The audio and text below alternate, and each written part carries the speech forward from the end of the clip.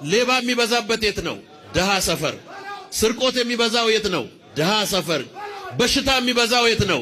ደሃ ሰፈር። እንደ ድህነት ሰላም የሚነሳ ነገር የለም። ደም ግፊት የሚበዛው የት ነው? ሀብታም ሰፈር። ስኳር የሚበዛው የት ነው? ሀብታም ሰፈር። ኮሌስትሮል የሚበዛው የት ነው? ሀብታም ሰፈር።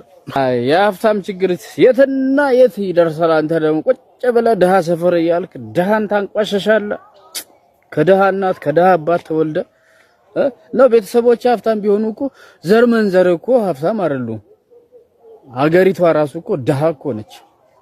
በቀን 3 እንኳን ህዝቡን መመገብ ያልቻለች እኮ ምስኪን ደሃ ሀገር ላይ ሆነ እገሌ የት ነው? ደሃ ሰፈር ደሃ ሰፈር። ያኛው ደግሞ አሙቅልኝ በለው ይልልሃል። እንግዲህ አሁን እናንተ ወንበዴዎች ናችሁ። እንግዲህ አሁን ወንጌል መሰብኩን ትውልድ የምትቀይሩ ትውልድ የምታስተምሩ ደሃ ብለህ ደሃን ከምታንቋሽ ለደሃ የሥራ ዕድል አትፈጥርም?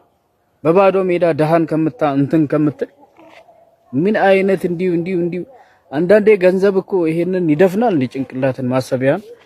ዶክተር ገመቺስ በጣም ትመቸኝ ነበር፣ ግን ከዚህ ቪዲዮ በኋላ በቃ ጠልቻለሁ፣ አትመቸኝም።